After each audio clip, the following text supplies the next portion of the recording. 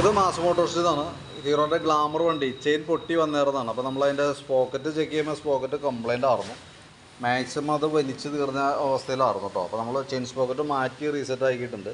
പുതിയ chain sprocket ഇട്ടിട്ടുണ്ട്. Company കിറ്റാണ് use ചെയ്തത് കേട്ടോ. ഹീറോൻ്റെ കമ്പനി ഒറിജിനൽ കിറ്റ് തന്നെ യൂസ് ചെയ്തത്. ഇതിനകത്ത് നമ്മൾ ശ്രദ്ധിക്കേണ്ട കേസ് എന്ന് വെച്ചാൽ ചെയിൻ അടിച്ചിട്ട് ടൈറ്റ് ചെയ്യാൻ നോക്കരുത്. കാരണം എന്ന് വെച്ച് കഴിഞ്ഞാൽ അത് ഈ ചെയിൻ അല്ല, ഏത് ചെയിനായാലും ചെയിൻ ഓവറായിട്ട് ലൂസായിട്ട് ചെയിൻ കവറുമ്പോൾ കിടന്ന് അടിച്ച് ടൈറ്റ് ആകുമ്പോഴത്തേക്കും അടിച്ചിട്ട് നമ്മൾ ടൈറ്റ് ചെയ്യുമ്പോഴത്തേക്കും അപ്പോഴത്തേക്കും ചെയിൻ ഓവർലാപ്പിങ് വന്നിട്ടുണ്ടാവും, വലിഞ്ഞു പോകും. അപ്പോൾ നമ്മൾ ശ്രദ്ധിക്കേണ്ട കേസ്, ഇപ്പോൾ പുതിയ ചെയിൻ ആയതുകൊണ്ട് എന്തായാലും ഒരു 500 കിലോമീറ്റർ ഓടുമ്പോഴത്തേക്കും ചെയിൻ ടൈറ്റ് ചെയ്യേണ്ടി വരും.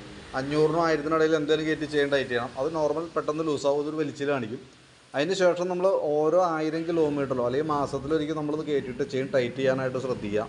ചെയിൻ ടൈറ്റ് കറക്റ്റ് ടൈമിൽ ചെയിൻ ടൈറ്റ് ചെയ്യുകയും അതിന് ഓയിൽ കാര്യങ്ങളൊക്കെ കൊടുത്തു കഴിഞ്ഞാൽ ചെയിൻ അത്യാവശ്യം കിട്ടാവുന്നതിൽ മാക്സിമം നമുക്കതിൻ്റെ ഉപയോഗത്തിലേക്ക് എടുക്കാനായിട്ട് പറ്റും. അതല്ലെങ്കിൽ ചെയിൻ ലൂസായി കിടന്ന് ഓടുമ്പോൾ ഓവർലാപ്പിങ് വരും, അതായത് കയറി ഇറങ്ങി വർക്ക് ചെയ്യാൻ തുടങ്ങും. അങ്ങനെ വന്ന ചെയിൻ പെട്ടെന്ന് കംപ്ലൈൻ്റ് ആവും.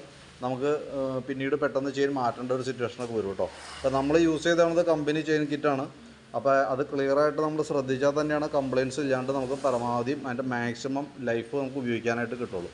അപ്പോൾ ഞാൻ എൻ്റെ എസ്റ്റിമേറ്റ് ഡീറ്റെയിൽസ് കാര്യങ്ങളൊക്കെ ഓൾറെഡി വാട്സാപ്പിനകത്ത് കിട്ടേക്കാം. വർക്ക് കംപ്ലീറ്റ് ആയി കഴിയുമ്പോൾ കോൺടാക്റ്റ് ചെയ്തോളാം. ഓക്കെ.